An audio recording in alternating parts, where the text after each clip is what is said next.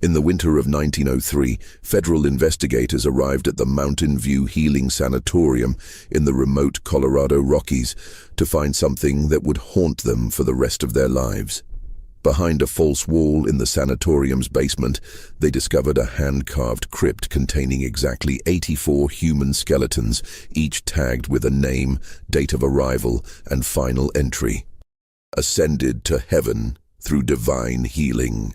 For 21 years, the Crawford family had operated what they called a revolutionary Christian medical facility, promising miraculous cures for tuberculosis and other terminal diseases. Wealthy patients from across America had traveled to this isolated mountain sanctuary, seeking salvation for their dying bodies. None of them ever left alive. The truth investigators uncovered was so disturbing that the federal government sealed the case files for 30 years. And the local community agreed to never speak of what happened at Mountain View again. This isn't just another story about medical malpractice or religious fraud. This is the account of the most calculated, systematic killing scheme ever perpetrated under the guise of divine healing in American history. Before we dive into the horrifying details of how the Crawford family turned faith into a weapon of mass murder, hit that subscribe button if you have the courage to hear stories that most channels won't dare tell. Comment below and let me know what state you're listening from, because this story could have happened anywhere desperate people sought miracles. Only true mystery seekers can handle what we're about to uncover. But to understand how 84 souls met their fate in those mountains, we need to go back to where it all began, in the autumn of 1882, when the first patient arrived at what would become Colorado's most deadly secret. The territory that would become Elkhorn County, Colorado, was barely more than a collection of mining settlements and ranch outposts when Dr. William Crawford first arrived in September 1882. At 34, Crawford was a man of impressive credentials, a graduate of Harvard Medical School, former surgeon in the Union Army, and a published researcher in what he called faith-based therapeutic medicine. He carried with him letters of recommendation from prominent physicians in Boston and New York, along with a vision that would, he claimed, revolutionize the treatment of incurable diseases. Crawford wasn't alone in his mountain pilgrimage. His sister, Mary Crawford, had dedicated her life to what she called nursing ministry, after surviving a bout of consumption that doctors had declared terminal. At 29, Sister Mary possessed a gentle demeanor that masked an iron will and an unwavering belief that God spoke directly to her about patient care. Their cousin, Reverend James Crawford, completed the trio, a charismatic preacher who had been expelled from 2 different Presbyterian congregations for what church elders euphemistically called theological irregularities. James possessed a voice that could fill a cathedral and a presence that seemed to draw suffering souls like moths to flame. The location they chose for their sanatorium was both breathtaking and ominous. Perched on a natural shelf of granite 8,000 feet above sea level, the site offered panoramic views of snow-capped peaks that seemed to touch the heavens themselves. The nearest town, Elkhorn, was a full day's ride down treacherous mountain trails, accessible only by a single wagon road that became impassable for months during the harsh Colorado winters. It was, William Crawford declared, the perfect place for patients to commune with the divine while receiving the most advanced medical care available. Construction of the Mountain View Sanatorium began immediately, funded by what Crawford claimed was a substantial inheritance from a deceased uncle in Massachusetts. The main building was an imposing 3-story structure of local timber and stone, designed to house 30 patients in private rooms that Crawford insisted must have unobstructed views of God's creation. A separate chapel, capable of seating 50, was built adjacent to the main facility, its bell tower visible from the valley below. Most mysteriously, Crawford ordered the construction of what he called meditation chambers, a series of rooms carved directly into the granite mountainside behind the sanatorium, connected to the main building by a tunnel system that workers were ordered to keep strictly confidential. The isolation of Mountain View was both its greatest selling point and its most sinister feature. Crawford advertised the facility as a sanctuary where patients could heal without the corrupting influences of modern society. But the reality was far more calculating. No postal service reached the sanatorium directly. All mail was collected from Elkhorn and brought up the mountain by Crawford's private courier. Telegraph lines had been installed during construction, but the single wire was controlled entirely by the sanatorium's staff. Most crucially, the nearest law enforcement was the county sheriff in Elkhorn, a man named Frank Jameson, who had been generously compensated by the Crawfords for his discretion regarding medical confidentiality. By the spring of 1883, the Mountain View Healing Sanatorium was ready to receive its first patients. The Crawfords had spent months crafting their reputation through carefully placed advertisements in newspapers across the East Coast and Midwest. Their message was simple but powerful. Traditional medicine had failed where faith-based healing could succeed. They claimed to have developed a revolutionary treatment protocol that combined the latest medical advances with the healing power of prayer and divine intervention. Testimonials from grateful patients filled their promotional materials, though none of these patients could ever be contacted directly. They had all, according to the Crawfords, requested complete privacy during their spiritual journey toward wellness. The first patient to arrive at Mountain View was Margaret Thornton, a 42-year-old widow from Philadelphia, whose tuberculosis had been declared terminal by 3 different physicians. She brought with her a small fortune in gold coins and government bonds, along with a desperate hope that the mountain air and Christian healing might grant her the miracle that medicine had failed to provide.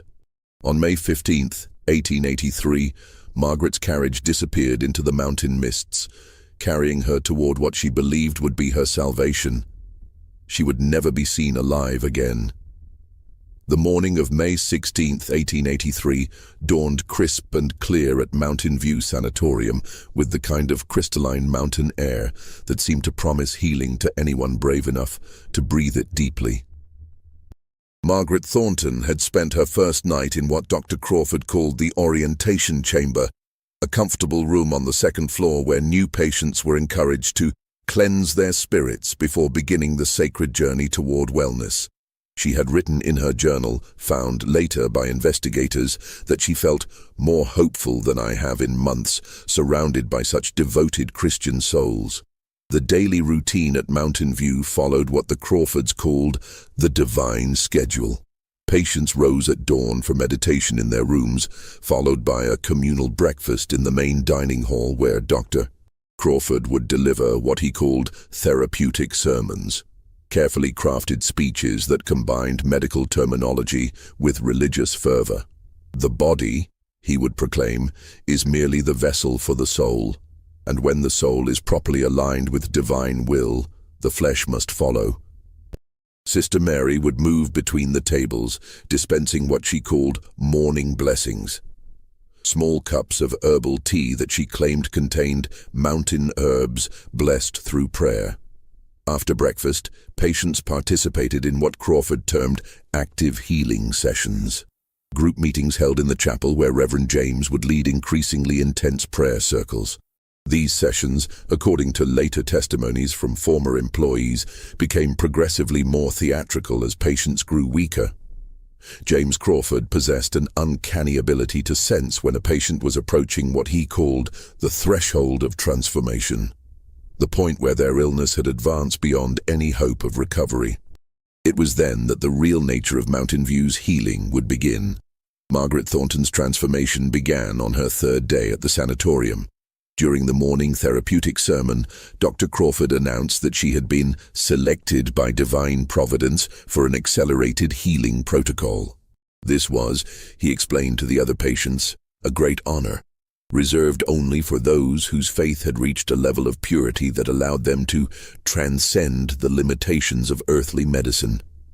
Margaret was moved to a private room in the basement level, what the Crawfords called the sanctification chamber, where she would undergo intensive treatment away from the other patients. The sanctification chamber was one of the rooms carved directly into the granite mountainside, accessible only through the tunnel system that connected to the main building. The walls were lined with religious iconography, crosses, biblical verses and paintings of saints in various stages of martyrdom. A single oil lamp provided dim illumination, and the air carried the perpetual scent of incense mixed with something else, something sweet and cloying that would later be identified as chloroform. In the center of the room stood what appeared to be a medical examination table, but closer inspection revealed leather restraints at the head, wrists, and ankles. Dr. Crawford's treatment protocol was as methodical as it was deadly. Patients selected for accelerated healing were given increasingly larger doses of morphine, administered under the guise of divine pain relief. Sister Mary would sit beside them, reading from scripture and reassuring them that their suffering was purifying their souls for the journey ahead. As the morphine took effect, Reverend James would conduct what he called the final prayer, a ceremony where he would place his hands on the patient's head and declare them ready for ascension. The actual moment of death was always carefully orchestrated. Dr. Crawford would increase the morphine dosage to lethal levels, while Sister Mary continued her scriptural recitations. The patient would slip into unconsciousness, their breathing becoming slower and shallower until finally stopping altogether.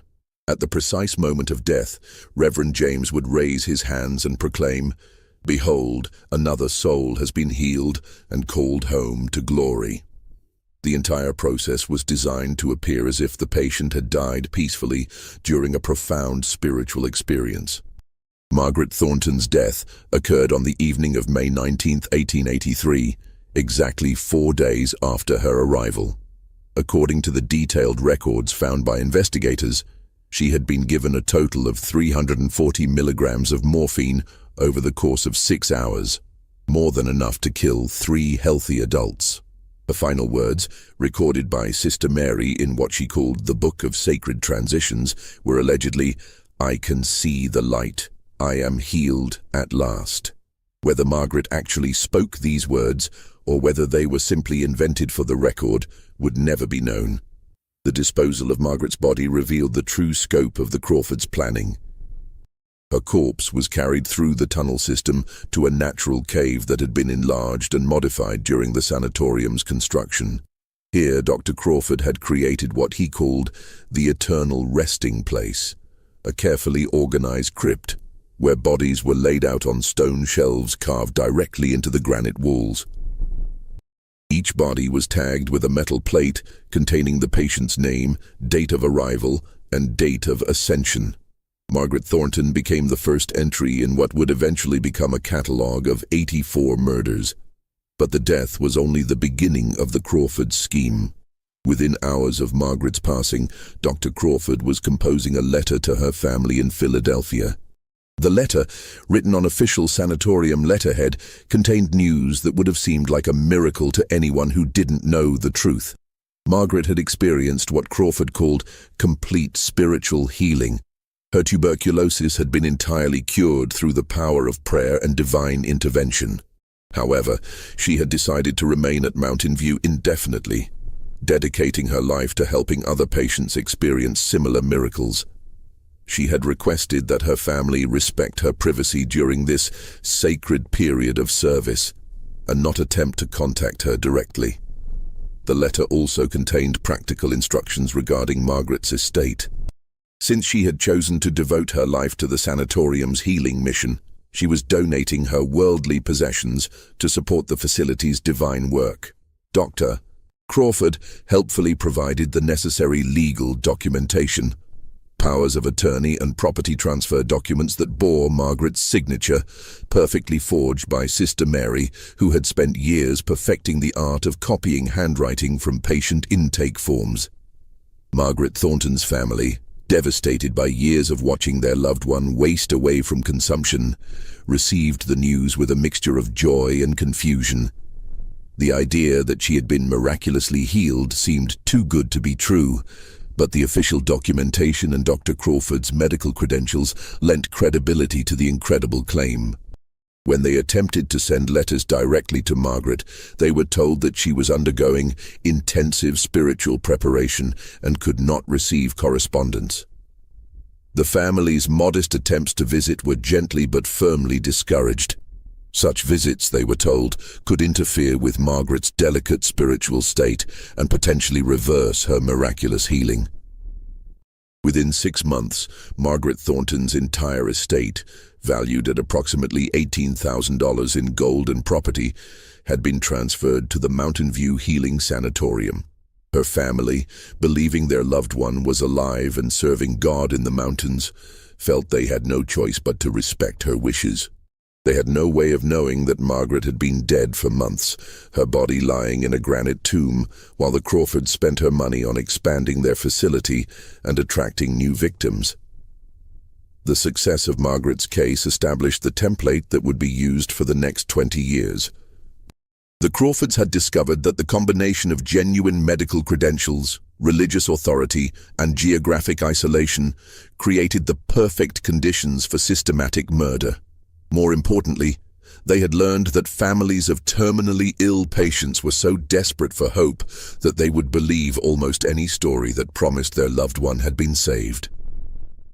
By the summer of 1884, the Mountain View Healing Sanatorium had gained a reputation across the American West as a place where miracles happened regularly. Word of Margaret Thornton's miraculous healing had spread through the networks of desperate families dealing with terminal illnesses, and Dr. Crawford found himself receiving inquiries from as far away as California and New York. The sanatorium's guest book, a leather-bound ledger that Crawford kept meticulously updated, showed a steady stream of wealthy patients seeking the divine healing that traditional medicine had failed to provide. The second victim was Theodore Bancroft, a railroad magnate from Chicago whose lung condition had been steadily worsening despite the best medical care money could buy.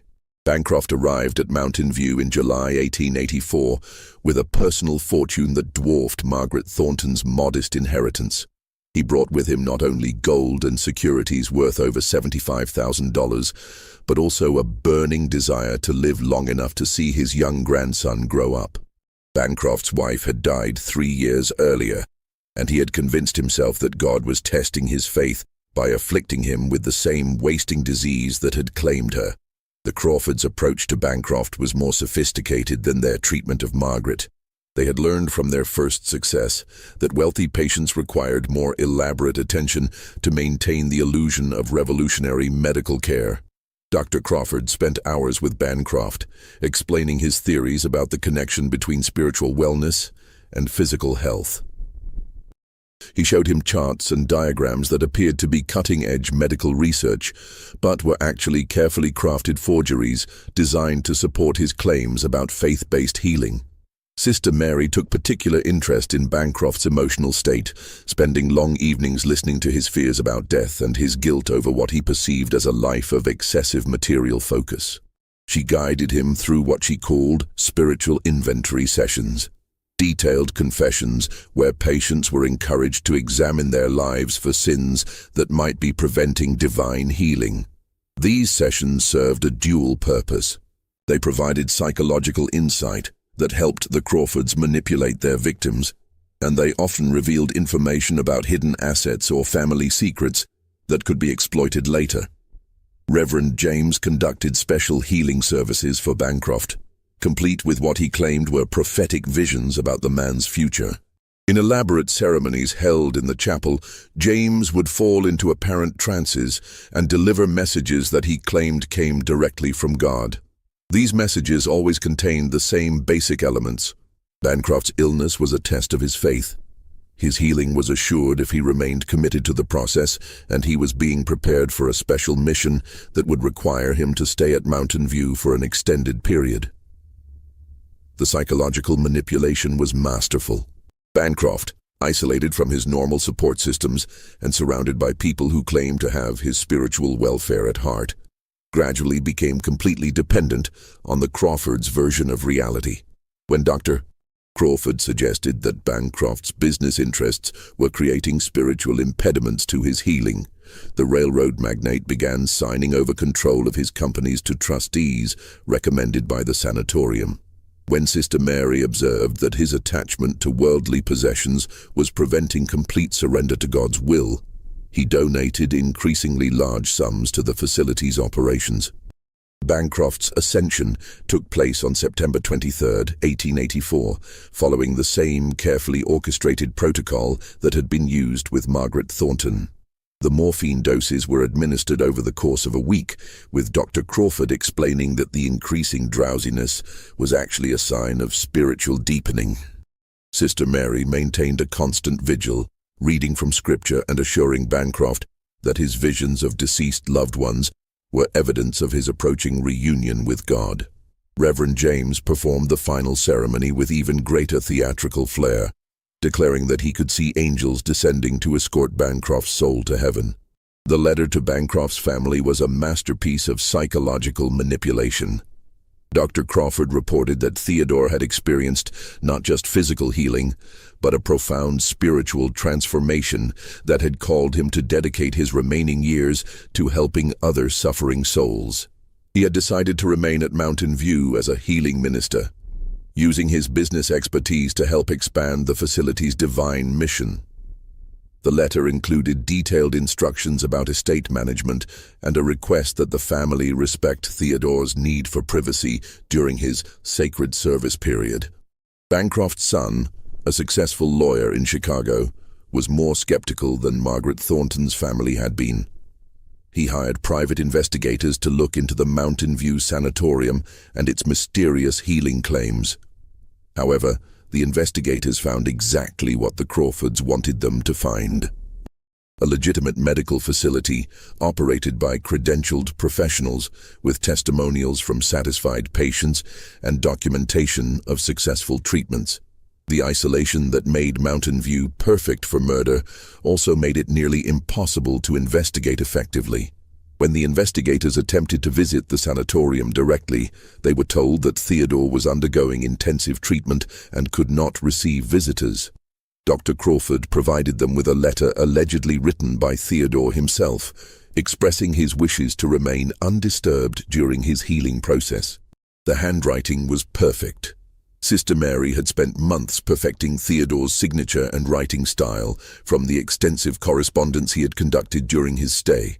The pattern was now established, and the Crawfords began accepting patients at an increasingly rapid pace. By the end of 1884, 7 more patients had ascended to heaven through the Mountain View healing protocol. Each death followed the same script: careful psychological preparation, gradual morphine poisoning, theatrical spiritual ceremony, and immediate notification to families about miraculous healing and voluntary isolation. The sanatorium's underground crypt was expanding, with new chambers being carved into the granite to accommodate the growing collection of victims. The wealth flowing into Mountain View was staggering. In less than 2 years, the Crawfords had accumulated over $300,000 in cash and securities from their murdered patients, equivalent to more than $8 million in today's currency. They used this money to expand the facility, adding a second building for advanced healing chambers, and hiring additional staff members who were carefully selected for their willingness to ask no questions and accept generous compensation for their discretion. But the true genius of the Crawfords' operation was not just the systematic murder of their patients. It was the way they had created a self-sustaining mythology that attracted new victims. Each successful healing story spread through networks of desperate families, creating a reputation that drew more wealthy patients to their mountain sanctuary. The isolation that made investigation impossible also made their victims' disappearances seem voluntary and spiritual rather than sinister. The staff at Mountain View had been carefully chosen for their combination of medical competence and moral flexibility. Dr. Harrison Blake, a surgeon who had lost his license in Kansas for performing unnecessary operations, served as Crawford's assistant physician. Nurse Elizabeth Hartwell, who had been dismissed from 2 different hospitals for suspicious patient deaths, worked closely with Sister Mary in administering the fatal morphine doses. Even the facility's cook, Mrs. Sarah Bennett, had been selected because her previous employment at a prison had made her comfortable with secrets and isolation. These accomplices were well compensated for their participation in the murders. Each received a generous salary plus bonuses for maintaining absolute secrecy about the sanatorium's operations. They were also provided with carefully crafted cover stories that explained their presence at Mountain View as legitimate medical work in an innovative healing facility. If questioned by outsiders, they had detailed explanations about the sanatorium's revolutionary treatment methods and the remarkable success rates they were witnessing. The psychological dynamics among the staff created an environment where murder became routine. Dr. Crawford positioned himself as a visionary leader who was pioneering a new form of medical care that transcended traditional boundaries between physical and spiritual healing. Sister Mary convinced herself that they were providing genuine mercy to terminally ill patients, ending their suffering while ensuring their souls achieved salvation. Reverend James proclaimed that they were instruments of divine will, called to help souls transition from earthly pain to heavenly glory. As 1885 began, the Mountain View Healing Sanatorium had become a perfectly functioning death machine, disguised as a medical facility and protected by geographic isolation, religious authority, and the desperate hopes of grieving families. The Crawfords had learned to select their victims carefully, targeting wealthy individuals with terminal illnesses whose families would be most likely to believe stories of miraculous healing. They had perfected their methods of psychological manipulation, financial exploitation, and systematic murder. But most terrifyingly, they had discovered that their crimes were not only sustainable but profitable beyond their wildest imagination. The combination of regular income from murdered patients and the expanding reputation of their facility meant that new victims were arriving faster than they could be processed. The granite crypt beneath Mountain View was growing larger each month, filled with the bodies of people who had come seeking healing and found only death. What none of them realized was that their success was about to attract the attention of someone who would prove far more dangerous than any government investigator or suspicious family member. Someone who had been watching their operations from the shadows and planning their own approach to the Mountain View Healing Sanatorium. The spring of 1888 brought an unexpected visitor to the Mountain View Healing Sanatorium, one whose arrival would mark the beginning of the end for the Crawfords' deadly enterprise. Dr. Samuel Richardson was not a patient seeking healing, but a physician investigating reports of miraculous cures that had begun circulating in medical journals across the country. Richardson, a respected member of the American Medical Association and a specialist in pulmonary diseases, had been commissioned by the Boston Medical Society to investigate claims that a Colorado facility was achieving impossible cure rates for tuberculosis and other terminal conditions. Richardson's credentials were impeccable, his reputation unassailable, and his investigative methods thorough. Unlike the private investigators hired by suspicious families, Richardson understood exactly what questions to ask and what evidence to look for. He arrived at Mountain View in May 1888, presenting himself as a physician interested in learning about the sanatorium's innovative treatment methods. Dr. Crawford, flattered by the attention from such a distinguished colleague, welcomed Richardson with open arms and began what would prove to be a fatal mistake. He started showing off. The guided tour of Mountain View that Crawford provided was designed to impress Richardson with the facility's medical sophistication and spiritual atmosphere.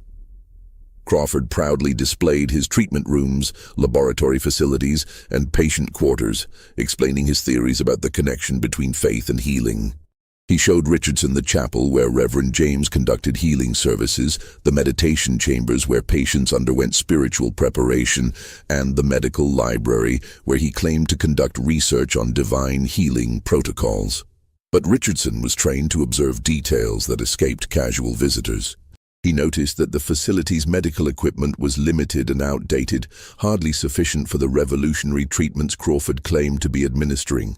The laboratory contained basic chemical supplies, but none of the advanced diagnostic tools that would be necessary for monitoring patients with serious illnesses. Most importantly, Richardson observed that despite claims of housing 30 patients, the sanatorium seemed remarkably quiet and empty. When Richardson asked to meet with some of the patients who had been successfully treated, Crawford explained that most had chosen to remain at Mountain View as healing ministers, but were currently engaged in intensive spiritual retreats that required complete isolation. The few patients who were visible appeared to be in the early stages of their treatment, showing no signs of the miraculous recoveries that had made the sanatorium famous. Richardson's medical eye detected that several of these patients were actually becoming progressively sicker rather than better.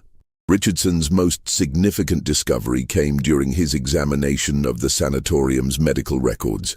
Crawford, eager to demonstrate his scientific approach to faith-based healing, proudly showed Richardson his detailed patient files. These records, which Crawford believed supported his claims of revolutionary medical success, actually contained evidence of systematic murder. Richardson noticed that patient symptoms consistently worsened over time.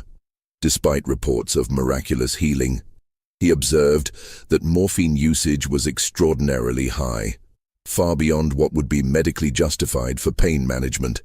Most suspiciously, he detected patterns in the handwriting of patient letters that suggested forgery. The turning point came when Richardson requested permission to conduct independent medical examinations of patients who had allegedly been cured. Dr. Crawford, unable to produce living patients who showed evidence of miraculous healing, began making increasingly elaborate excuses. He claimed that divine healing was so delicate that outside medical examination could reverse the process. He insisted that the patient's spiritual state was so advanced that they could no longer tolerate contact with physicians who lacked proper faith. He even suggested that Richardson's scientific skepticism was creating negative spiritual energy that could harm the healing process. Richardson's suspicions crystallized during a conversation with Mrs. Sarah Bennett, the facility's cook. Unlike the other staff members, Mrs. Bennett had not been thoroughly briefed on the cover story, and she made several casual comments that revealed the true nature of Mountain View's operations. She mentioned that the facility went through an unusual amount of morphine for a healing center. She observed that patients seemed to become progressively more religious and detached from worldly concerns as their treatment progressed. Most damning, she commented that it was remarkable how many patients chose to remain at the facility permanently after being cured, never wanting to return to their families. That evening, Richardson made a discovery that confirmed his worst fears. While exploring the facility's basement levels, he discovered the entrance to the tunnel system that connected to the granite caves. Following the tunnels, he found the carved chambers where the Crawfords conducted their murder rituals. The rooms still contained the medical equipment used to administer lethal morphine doses, along with religious paraphernalia designed to create the illusion of spiritual healing. Most horrifyingly, Richardson found the detailed records that Sister Mary had kept of each patient's final moments. Records that revealed the true nature of their ascension to heaven. Richardson's investigation took on new urgency when he realized that the Crawfords were planning to murder him as well. His questions had become too specific, his observations too accurate, and his credentials too impressive to dismiss. Dr. Crawford began suggesting that Richardson himself might benefit from the sanatorium's healing treatments, commenting that his skeptical nature suggested spiritual illness that required treatment. Sister Mary started preparing what she called special refreshments for Richardson's meals, and Reverend James began conducting private prayer sessions designed to evaluate Richardson's spiritual readiness for advanced healing protocols. The crisis came to a head on Richardson's fifth night at Mountain View. He had been experiencing increasingly severe drowsiness after meals, and his medical training told him that he was being gradually poisoned with morphine. That night, he pretended to drink the tea that Sister Mary brought to his room, but secretly disposed of it and remained awake to observe the facility's nighttime activities. What he witnessed confirmed his worst fears about the true nature of Mountain View's operations. Through his bedroom window, Richardson saw Dr. Crawford and his assistants moving through the facility's corridors, checking on patients and administering what appeared to be medical treatments. But Richardson's trained eye recognized the signs of systematic murder in progress. He watched as they entered the rooms of patients who had been selected for accelerated healing. administering increasing doses of morphine while conducting the religious ceremonies that accompanied each death. He saw the bodies being removed through the tunnel system and transported to the underground crypt where previous victims had been stored. The next morning, Richardson made his escape from Mountain View, using his knowledge of the mountain trails to avoid the main road where the Crawfords would expect him to travel. He carried with him detailed notes about the facility's operations, copies of medical records that proved systematic murder, and most importantly, a clear understanding of how the Crawfords had been able to operate undetected for so long. He also carried the terrible knowledge that dozens of people had been murdered while their families believed they were receiving miraculous healing. Richardson's journey down the mountain was treacherous, but his determination to expose the truth drove him through dangers that would have stopped a less motivated man. He knew that every hour he delayed meant that more innocent people might arrive at Mountain View seeking healing and finding only death. He also knew that the Crawfords would soon discover his escape and begin covering their tracks, destroying evidence and potentially killing any remaining witnesses to their crimes. When Richardson finally reached Elkhorn, he immediately contacted federal authorities and began the process that would ultimately bring down the Mountain View Healing Sanatorium. But the Crawfords had not survived 6 years of systematic murder without developing contingency plans for exactly this situation. They had prepared for the possibility that their operations might be discovered, and they were ready to implement measures that would be even more horrifying than the murders they had already committed. The race between Richardson's investigation and the Crawfords' cover-up would determine not only whether justice would be served, but whether the full scope of their crimes would ever be revealed. In the mountains above Elkhorn, the Mountain View Healing Sanatorium was about to become the scene of its final and most terrifying chapter. Dr. Richardson's escape from Mountain View on that fog-shrouded morning in June 1888 triggered a series of events that would transform the sanatorium from a functioning murder operation into a scene of unprecedented horror. The Crawfords discovered Richardson's departure within hours, and their reaction revealed the true depths of their depravity. Rather than fleeing or attempting to cover their tracks, they made a decision that would haunt investigators for decades. They decided to eliminate all evidence of their crimes by murdering every remaining patient and staff member at the facility. The decision was reached during an emergency meeting in Dr. Crawford's private office, with Sister Mary and Reverend James present. Crawford had found Richardson's discarded teacup and realized that their carefully planned murder had been discovered. The medical records that Richardson had been examining were missing, along with several other documents that could provide evidence of the systematic killings. But what terrified Crawford most was the realization that Richardson possessed the medical knowledge necessary to expose their methods and the professional credentials to ensure that his accusations would be taken seriously by authorities. Sister Mary, who had spent 6 years convincing herself that their murders were acts of divine mercy, finally revealed the full extent of her psychological deterioration. She proclaimed that Richardson's escape was actually part of God's plan, a test of their faith that required them to complete their sacred mission before earthly authorities could interfere. She had received, she claimed, a divine vision that instructed them to harvest the remaining souls before abandoning their earthly work. Her religious delusions had become so complete that she genuinely believed murder was a form of salvation. Reverend James, whose theatrical spirituality had always masked a calculating ruthlessness, saw the situation in purely practical terms. They had accumulated over $800,000 in assets from their murdered patients, but this wealth would be meaningless if they were captured and executed for their crimes. The remaining patients at Mountain View represented both potential witnesses and additional sources of income that could fund their escape. His plan was characteristically brutal. Kill everyone at the facility, destroy all evidence, and disappear with their accumulated wealth before authorities could arrive. The final harvest, as the Crawfords came to call it, began that very evening. The facility currently housed 12 patients in various stages of treatment, along with 6 staff members who had been complicit in the murders. The Crawfords' plan was to eliminate all 18 people over the course of a single night, making their deaths appear to be the result of a tragic accident or natural disaster that would explain the disappearance of everyone at Mountain View. The method they chose was both efficient and horrifying. Dr. Crawford had access to chloroform in quantities sufficient to kill dozens of people, and the facility's isolated location meant that screams would not be heard by anyone who might provide rescue. The plan was to gas each room systematically, beginning with the staff quarters and moving through the patient areas, ensuring that no one would survive to tell authorities what had really happened at Mountain View. Mrs. Sarah Bennett, the cook who had inadvertently provided Richardson with crucial information, was the first to die.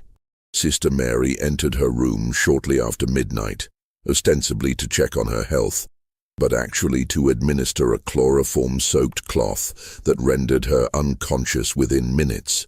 As Mrs. Bennett struggled weakly against the suffocating chemical, Sister Mary whispered prayers over her, convinced that she was providing spiritual comfort during the transition to death. The cook's body was immediately moved to the underground crypt, where it joined the dozens of previous victims. The systematic murder of the staff continued throughout the early morning hours. Dr. Blake, the assistant physician who had participated in numerous patient killings, was eliminated in his sleep by Dr. Crawford personally. Nurse Hartwell, who had administered countless lethal morphine doses, was killed by Reverend James using a combination of chloroform and manual strangulation. The facility's maintenance workers, groundskeepers, and administrative staff were murdered one by one, their bodies disposed of in the ever-expanding granite crypt. The patient murders were conducted with the same ritualistic attention to detail that had characterized the Crawfords' operations throughout their 6 years of killing. Each patient was approached individually, with Sister Mary providing religious comfort, while Dr. Crawford administered the fatal doses of morphine and chloroform. Reverend James performed abbreviated versions of his ascension ceremonies, proclaiming that each soul was being called home to glory. The patients, already weakened by their genuine illnesses and months of gradual poisoning, offered little resistance to their murders. Among the final victims was Elizabeth Hartwell, a 63-year-old woman from Denver, whose lung condition had brought her to Mountain View 3 months earlier. Elizabeth had written regularly to her daughter, describing the wonderful care she was receiving and the spiritual growth she was experiencing. Her letters, all forged by Sister Mary, had convinced her family that she was finally finding peace after years of suffering. Elizabeth's actual death was neither peaceful nor spiritual. She died alone in her room, murdered by people she had trusted with her life, while her family believed she was receiving miraculous healing. The youngest victim of the final harvest was Timothy Morrison, a 17-year-old boy whose parents had brought him to Mountain View as a last resort after traditional medicine had failed to cure his tuberculosis. Timothy had shown signs of improvement during his first weeks at the facility, leading his parents to believe that the divine healing might actually be working. In reality, his improvement had been the result of the mountain air and rest, and Dr. Crawford had been gradually increasing his morphine doses in preparation for his eventual murder. Timothy's death was particularly brutal. He regained consciousness during the chloroform administration and fought desperately against his killers before finally succumbing. The murders continued until dawn, when the Mountain View Healing Sanatorium had been transformed into a charnel house containing the bodies of 18 people. The Crawfords spent the following day systematically destroying evidence of their crimes, burning medical records, patient correspondence, and financial documents. They dismantled the laboratory equipment, removed religious artifacts from the chapel, and prepared to abandon the facility that had been their base of operations for 6 years of systematic murder. But their escape plan contained a fatal flaw that would ultimately lead to their capture and the discovery of their crimes. The Crawfords had become so confident in their ability to manipulate and kill that they had grown careless about covering their tracks.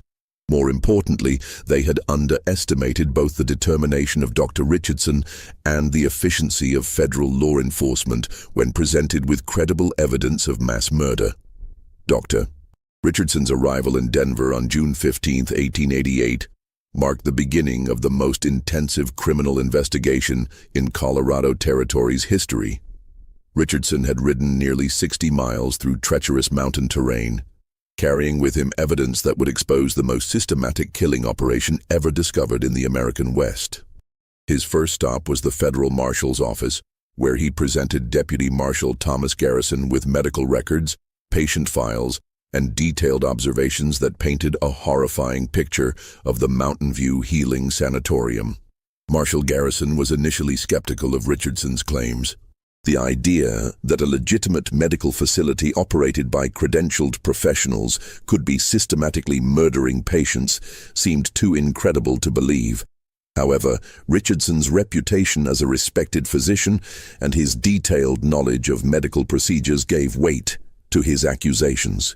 More importantly, Richardson had brought with him physical evidence that supported his claims. Morphine vials with suspicious markings, patient records showing impossible cure rates, and handwriting samples that suggested widespread forgery. The federal investigation began immediately, with Garrison organizing a team of 12 marshals to accompany him to Mountain View.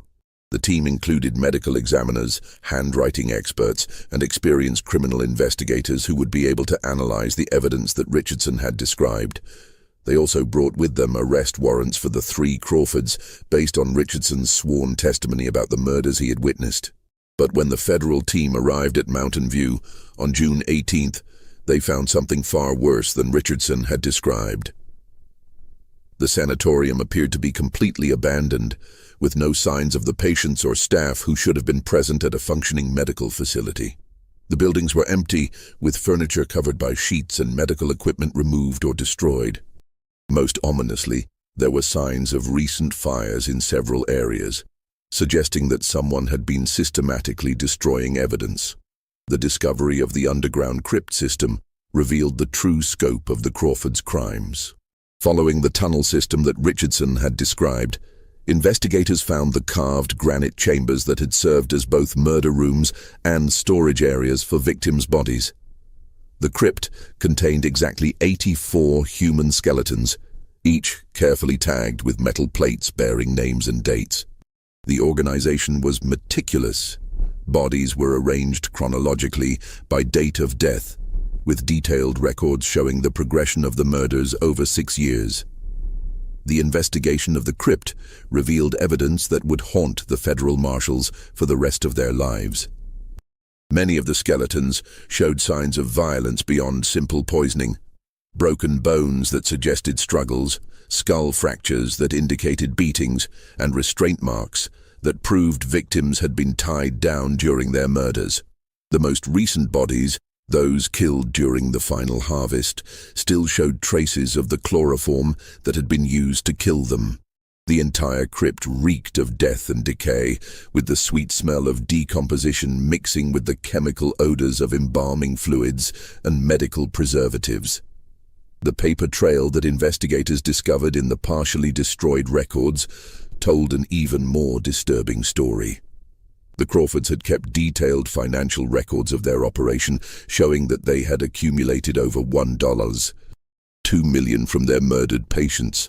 They had maintained careful logs of morphine purchases, chloroform acquisitions, and body disposal procedures.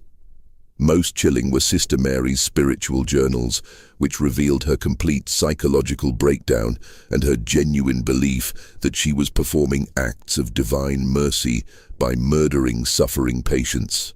The hunt for the fleeing Crawfords became a nationwide manhunt, with federal marshals coordinating with local law enforcement across the Western Territories. The Crawfords had a significant head start. They had fled Mountain View immediately after completing the final harvest, taking with them a substantial portion of their accumulated wealth. However, their distinctive appearance and the notoriety of their crimes made them difficult to hide, and witness reports began coming in from towns across Colorado, Utah, and Nevada. The breakthrough in the investigation came from an unexpected source. James Palmer, a former patient at Mountain View who had escaped before his scheduled murder, came forward when news of the investigation became public. Palmer had been treated at the facility in early 1887 for a lung condition, and he had become suspicious of the treatment methods when other patients began disappearing under mysterious circumstances. He had faked his own death by bribing a maintenance worker, then fled the facility under cover of darkness. Palmer's testimony provided investigators with crucial details about the Crawfords' methods and motivations. He described the psychological manipulation techniques they used to gain control over patients, the gradual increase in morphine doses that preceded each murder, and the elaborate religious ceremonies that accompanied the killings. Most importantly, Palmer was able to provide investigators with information about the Crawfords' escape plans, including safe houses they had established and contacts they had cultivated for use in emergencies. The federal investigation also uncovered evidence of official corruption that had allowed the Crawfords to operate undetected for so long. Sheriff Frank Jameson of Elkhorn had been receiving regular payments to ignore suspicious activities at Mountain View and to discourage outside investigation of the facility. Local postal workers had been bribed to intercept mail intended for patients and to forward forged correspondence to families.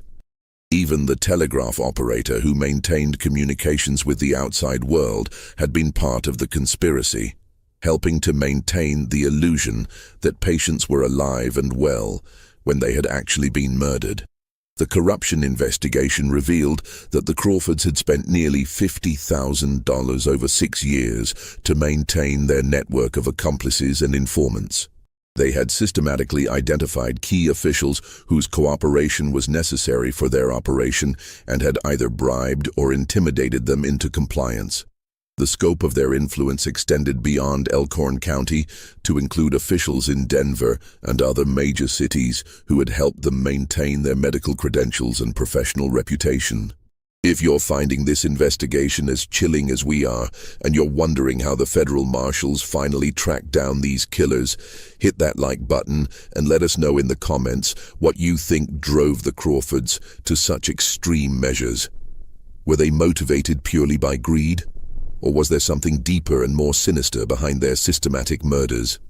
Share this video with someone who appreciates true crime mysteries, because this story gets even more shocking as we approach the final confrontation.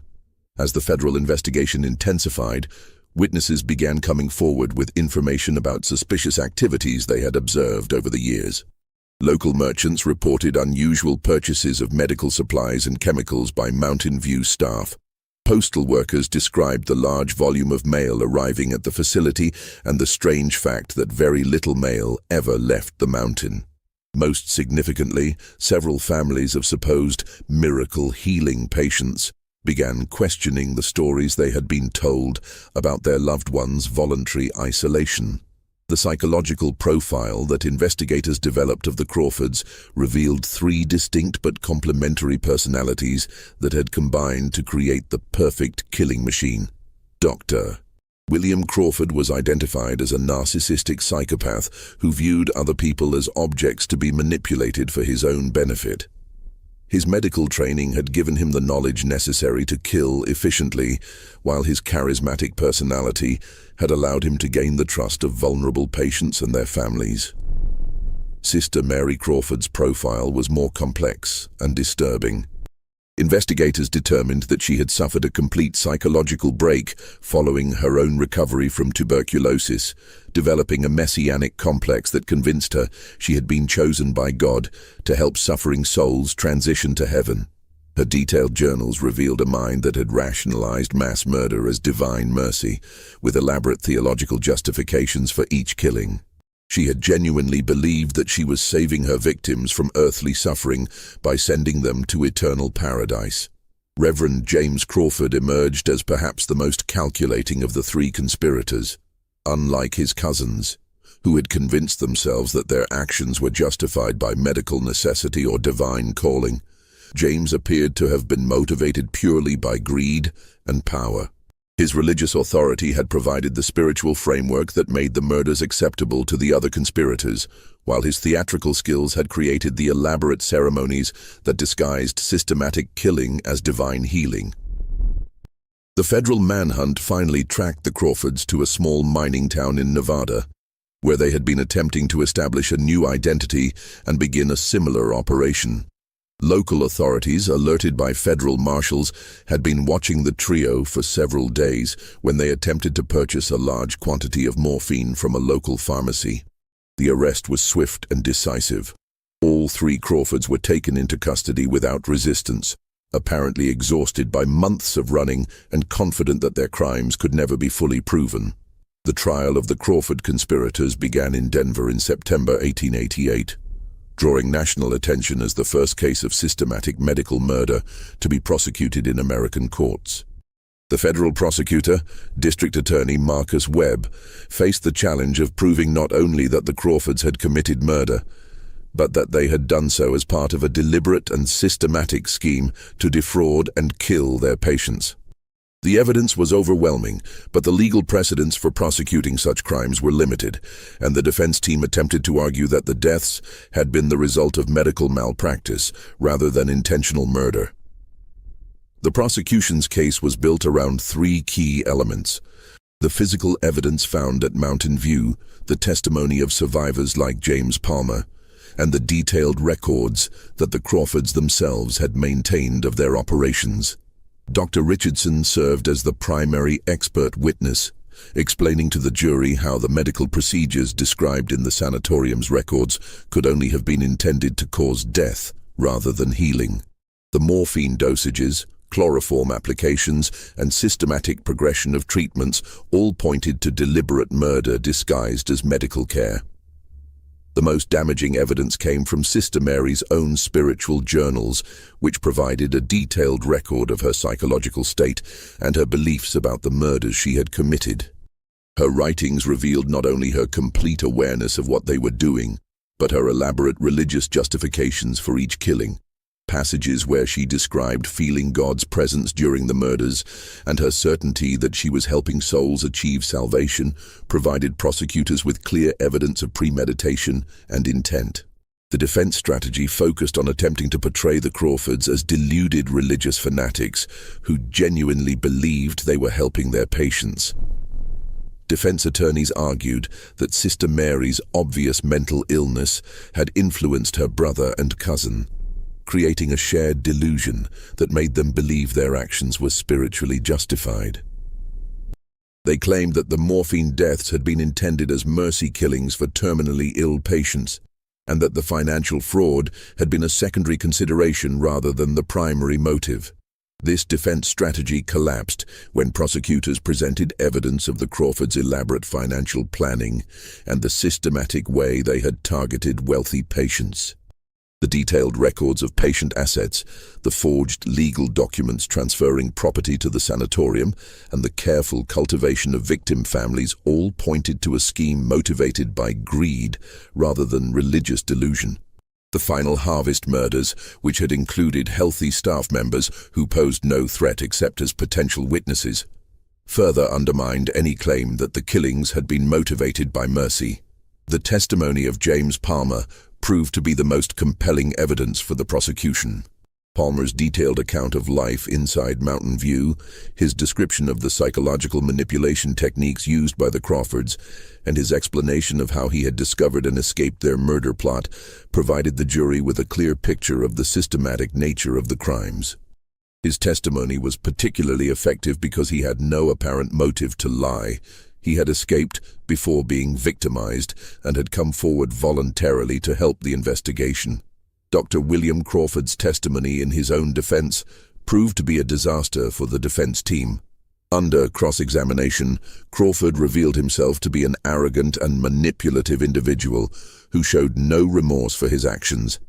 He attempted to justify the murders as necessary medical procedures, claiming that his patients had been suffering unnecessarily, and that his methods had provided them with peaceful deaths.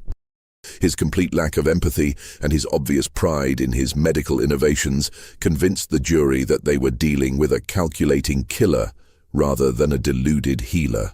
Sister Mary's testimony was even more damaging to the defense case. Her detailed descriptions of the religious visions that had guided her actions, her certainty that she had been chosen by God to help souls transition to heaven, and her complete lack of understanding that she had committed crimes revealed a level of psychological dysfunction that made her claims of divine guidance appear obviously delusional. Her insistence that the murders had been acts of love and mercy, delivered with genuine conviction and religious fervor, horrified the jury and eliminated any possibility of sympathy for her mental condition. Reverend James Crawford chose not to testify in his own defense, apparently recognizing that his calculating approach to the murders would not generate jury sympathy. Instead, his attorneys attempted to portray him as a minor participant who had been manipulated by his more dominant cousins. This strategy failed when prosecutors presented evidence of James's central role in recruiting victims, conducting the murder ceremonies, and managing the financial aspects of the scheme.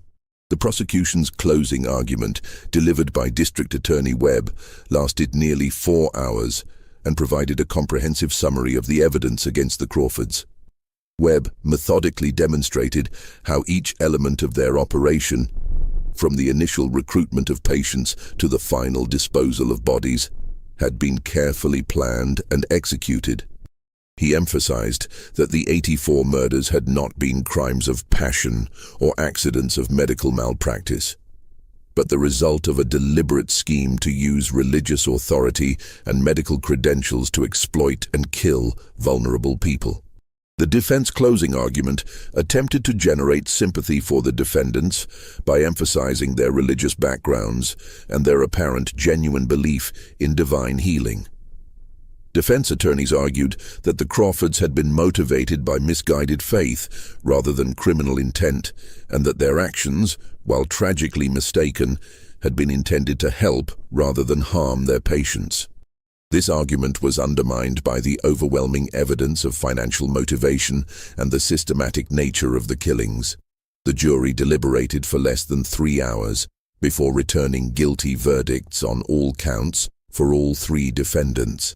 The speed of the verdict reflected both the overwhelming nature of the evidence and the jury's horror at the scope and systematic nature of the crimes. Each defendant was found guilty of 84 counts of first-degree murder, along with numerous counts of fraud, forgery, and conspiracy. The sentencing hearing provided victims' families with their first opportunity to confront the people who had murdered their loved ones. Family members traveled from across the country to Denver, and their emotional testimony provided a powerful reminder of the human cost of the Crawfords' crimes. Margaret Thornton's sister described the years of hope and confusion her family had endured, believing that Margaret was alive and serving God in the mountains while her body was actually decomposing in a granite tomb. Theodore Bancroft's son spoke about the investigation he had conducted and his growing realization that his father had been murdered rather than healed. Judge Harrison Matthews, who presided over the sentencing, described the Crawford case as the most heinous and systematic abuse of trust ever perpetrated in American territory. He noted that the defendants had exploited not only the desperate hope of terminally ill patients, but also the religious faith of families who believed their loved ones had been miraculously healed. The systematic nature of the murders, combined with the elaborate deception used to cover them up, represented what Judge Matthews called a corruption of everything sacred in human society. The sentences reflected the unprecedented nature of the crimes. Dr. William Crawford was sentenced to death by hanging, with the execution scheduled for December 15, 1888. Sister Mary Crawford was sentenced to life imprisonment, with the judge noting that her obvious mental illness made the death penalty inappropriate despite the severity of her crimes. Reverend James Crawford was also sentenced to death, with his execution scheduled for the same day as his cousins. The execution of the Crawford murderers drew crowds from across Colorado territory, with thousands of people gathering in Denver to witness what newspapers called justice for the Mountain View massacres. Dr. William Crawford maintained his arrogance until the end, delivering a final statement in which he claimed that history would vindicate his medical innovations and that future generations would understand the mercy he had provided to his suffering patients. Reverend James Crawford used his final moments to deliver what observers described as a theatrical sermon about divine forgiveness, apparently still attempting to manipulate his audience even as he faced death. Sister Mary Crawford's life sentence was served at the Colorado Territorial Women's Prison, where she continued to maintain detailed journals describing her religious visions and her certainty that she had been chosen for a divine mission.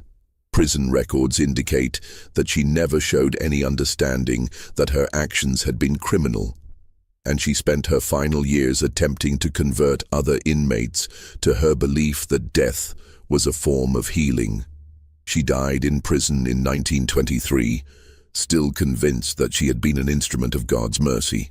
The aftermath of the Mountain View Healing Sanatorium case extended far beyond the trial and execution of the Crawford murderers. The discovery of systematic killing disguised as medical care sent shockwaves through American society, raising fundamental questions about the regulation of medical practice and the protection of vulnerable patients. More immediately, the case sparked a nationwide investigation into similar facilities that claimed to provide miraculous healing for terminal illnesses.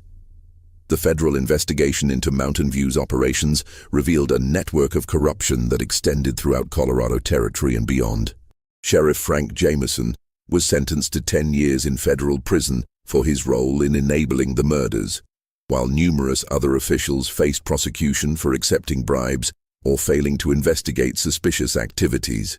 The postal workers and telegraph operators who had helped maintain the deception received lesser sentences, but their prosecution sent a clear message that official corruption would not be tolerated.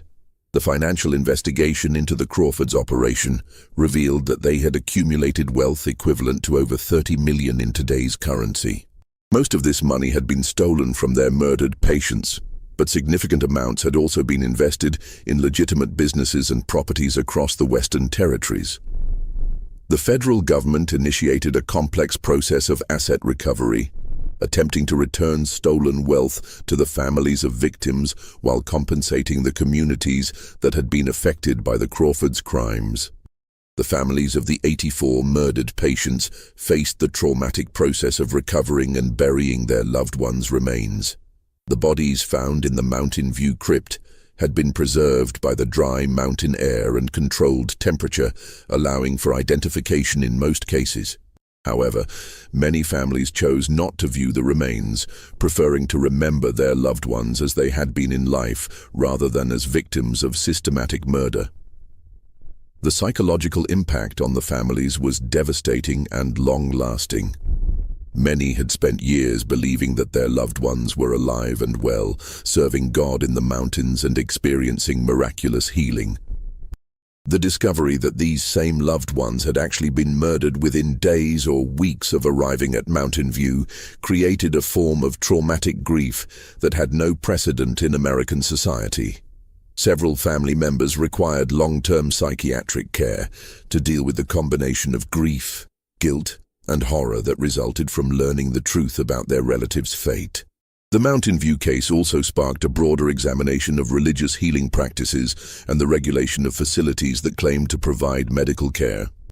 State and territorial governments began implementing licensing requirements for medical facilities, mandatory reporting procedures for patient deaths, and oversight mechanisms designed to prevent the kind of systematic abuse that had occurred at Mountain View. These regulatory changes, while necessary, also created tensions with legitimate religious healing practices and raised complex questions about the relationship between faith and medicine.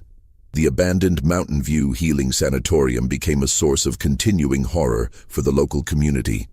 The buildings, contaminated by years of systematic murder, were eventually burned to the ground by federal authorities in an attempt to eliminate the physical reminders of the crimes that had occurred there. However, the granite crypt system carved into the mountainside proved impossible to destroy completely, and local residents reported continuing disturbances in the area for decades after the facility's destruction. The site of the former sanatorium became known locally as Murder Mountain, and stories of supernatural activity began circulating within months of the facility's destruction. Travelers reported hearing screams and moans coming from the abandoned granite chambers, while others claimed to see lights moving through the ruins of the burned buildings. Whether these reports reflected genuine supernatural phenomena or simply the power of suggestion fed by knowledge of the horrific crimes that had occurred there, they contributed to a lasting atmosphere of dread and horror surrounding the location.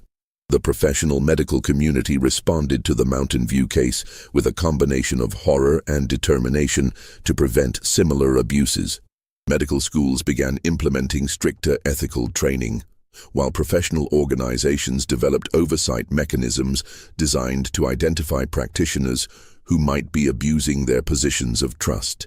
The case became a standard study in medical ethics, used to illustrate the potential for abuse when medical authority is combined with religious manipulation and geographic isolation. The legal precedents established by the Crawford trial influenced criminal prosecution for decades, providing prosecutors with frameworks for addressing systematic abuse of professional authority and the exploitation of vulnerable populations. The case demonstrated that crimes committed under the guise of professional care could be prosecuted as premeditated murder rather than malpractice, establishing important principles that would be applied to future cases involving medical abuse. Perhaps most significantly, the Mountain View case revealed the deadly potential that existed when legitimate authority figures, doctors, religious leaders, and medical professionals chose to exploit their positions of trust for personal gain. The Crawfords had been able to commit their crimes precisely because they possessed the credentials and authority that made people trust them with their lives. This realization led to fundamental changes in how American society approached the regulation and oversight of professional authority, particularly in contexts where vulnerable people might be exploited. The story of the Mountain View Healing Sanatorium serves as a permanent reminder of the importance of questioning authority, maintaining oversight of professional practice, and protecting vulnerable populations from exploitation. The 84 people who died in those Colorado mountains were not just victims of individual criminals, but casualties of a system that failed to protect them from systematic abuse disguised as care and healing. The final entry in the Mountain View case files, written by Marshal Thomas Garrison, captured the lasting impact of the investigation. In 20 years of law enforcement, I have never encountered a case that combined such systematic evil with such elaborate deception. The Crawford murderers did not simply kill their victims. They corrupted the very concepts of healing, faith, and mercy that should protect society's most vulnerable members. Their crimes represent not just individual evil, but a fundamental betrayal of everything that civilized society holds sacred. Today, the site of the Mountain View Healing Sanatorium remains unmarked and largely forgotten, hidden in the Colorado Rockies, where snow covers the granite chambers that once housed the bodies of 84 murder victims. The official records of the case remain sealed in federal archives, accessible only to researchers who can demonstrate legitimate academic interest in the crimes. But the story of what happened in those mountains between 1883 and 1888 stands as one of the most chilling examples of systematic murder in American history. The families of the victims have long since passed away, taking with them the personal memories of loved ones who traveled to Colorado, seeking healing and found only death. But their story continues to serve as a warning about the dangers that exist when desperation meets deception, when faith becomes a weapon, and when the people we trust most with our lives choose to become our killers. What do you think about this horrifying chapter in American history? Could systematic murder on this scale happen again in our modern world? Or have we developed sufficient safeguards to prevent such atrocities? Leave your thoughts in the comments below. And if this story has left you as disturbed as it should, share it with someone who appreciates true historical mysteries. Don't forget to subscribe for more dark stories from America's hidden past, because the shadows of history hold secrets that we ignore at our own peril. Until next time, remember that the most terrifying monsters are often the ones who wear the faces of healers, teachers, and protectors.